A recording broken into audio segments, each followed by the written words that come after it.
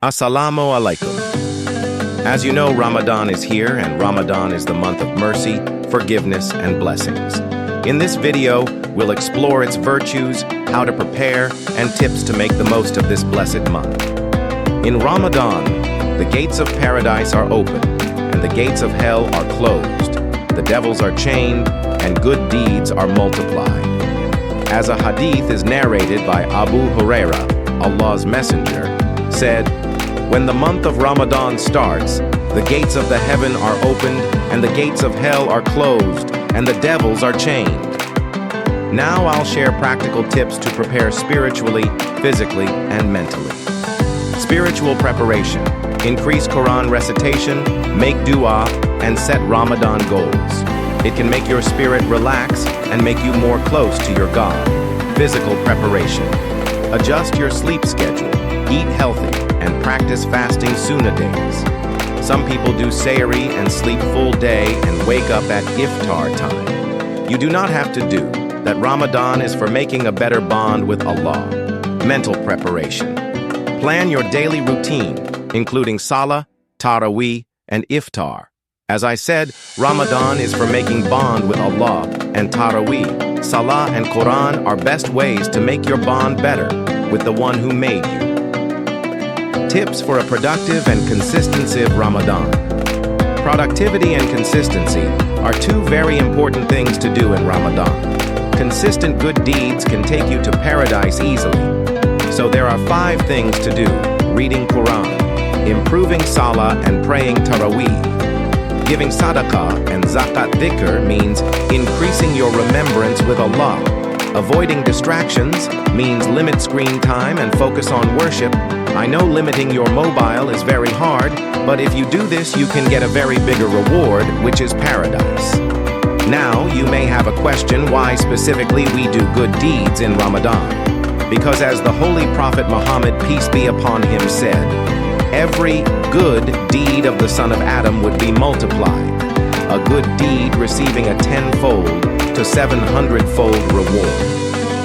Allah, the Exalted and Majestic, has said, with the exception of fasting, for it is done for me, and I will give a reward for it, for one abandons his passion and food for my sake.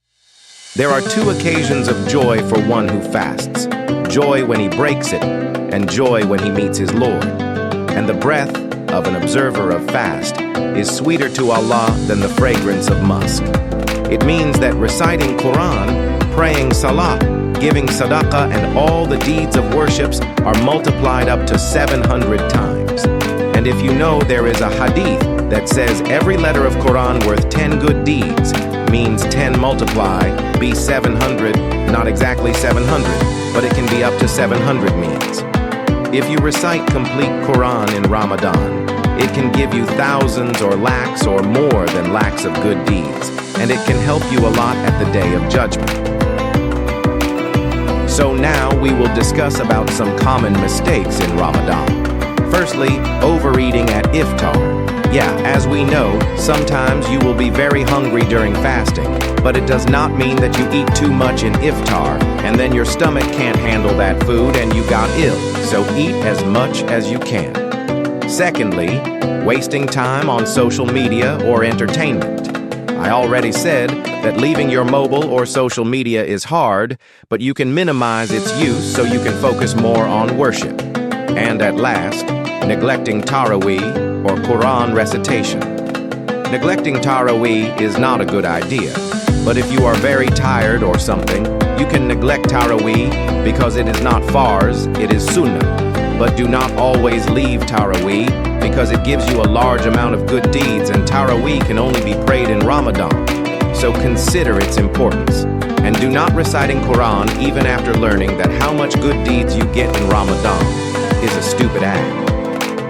And now, one of the most important things in Ramadan, I mean Laylatul Qadr, which is also known as the Holy Night of Power, because this is the night when Quran was first revealed on Prophet Muhammad, peace be upon him. And now I'll tell you about the specialities of this night. This night is better than good deeds of 1,000 months. 1,000 months means almost 83 years. Some people don't even have a life of 83 years, and no one can do only good deeds in his complete life, so worshipping in this night will get you good deeds more than maybe even your life. So now there is a very big question. When is Laylatul Qadr? Laylatul Qadr isn't only found in Ramadan. There is no specific date that when is Laylatul Qadr, but our Holy Prophet Muhammad, peace be upon him, said, "Look for Laylatul Qadr in the last 10 nights of Ramadan."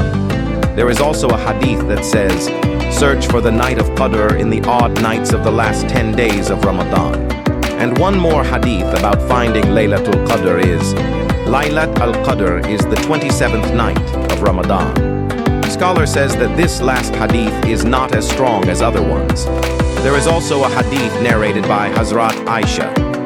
The Messenger of Allah, peace be upon him, used to strive hard in worship during the last 10 nights of Ramadan, as he never did at any other time. This hadith encourages to increase worship in last 10 nights of Ramadan. And lastly, how to worship in last 10 nights of Ramadan. Firstly, be alone during worship at night, because if you worship alone, it really means that you are worshiping as some people just worship to show people. Worship can be Salah, Quran, or any worship.